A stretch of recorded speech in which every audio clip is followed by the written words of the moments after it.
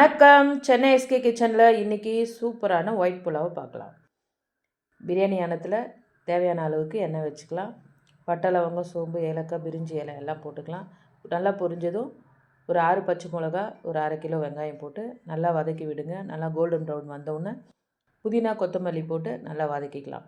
அதுக்கப்புறம் இஞ்சி பூண்டு பேஸ்ட்டு ஒரு 5 ஸ்பூன் அளவுக்கு போட்டுக்கோங்க. நல்லா பச்சை வாசனை போக நல்லா வதக்கி விடுங்க.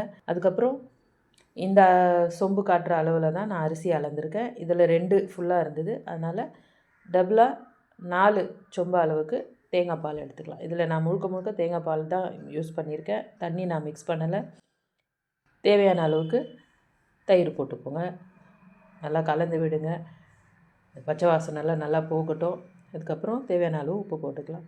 நல்லா கொதி வரட்டும். நான் அரிசி ஒரு 20 நிமிஷம் ஊற வச்சுருக்கேன். பாஸ்மதி ரைஸ் தான் யூஸ் பண்ணியிருக்கேன். நல்லா வடிகட்டிட்டு தண்ணி இல்லாமல் போட்டுக்கோங்க. நல்லா கலந்து விடுங்க. சூப்பரான நம்மளுக்கு ஒயிட் புலாவ் கிடச்சிருச்சு.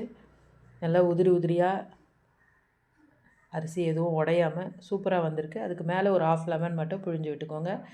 தம் போட்டு இறக்குறப்ப ஒரு ஸ்பூன் நெய் விட்டு இறக்கிக்கோங்க. சூப்பராக நல்லா உதிரியாக எதுவும் அரிசியும் உடையாமல் சூப்பராக வந்திருக்கு. நீங்கள் இதில் நான் சொல்லியிருக்க மாதிரியே நீங்கள் ட்ரை பண்ணி பாருங்கள். உங்களுக்கும் சூப்பராக ஒயிட் புலாவ் வரும். இதுக்கு சைட் டிஷ்ஷாக நான் பீஃப் பெப்பர் கிரேவி செஞ்சுருக்கேன். நீங்கள் எது வேணாலும் இதுக்கு கூட நீங்கள் உங்களுக்கு என்ன இஷ்டமோ அந்த மாதிரி கூட செஞ்சுக்கோங்க. இதனுடைய லிங்க் நான் டிஸ்கிரிப்ஷனில் கொடுத்துருக்கேன். ட்ரை பண்ணி பாருங்கள். கமெண்ட் பண்ணுங்கள்.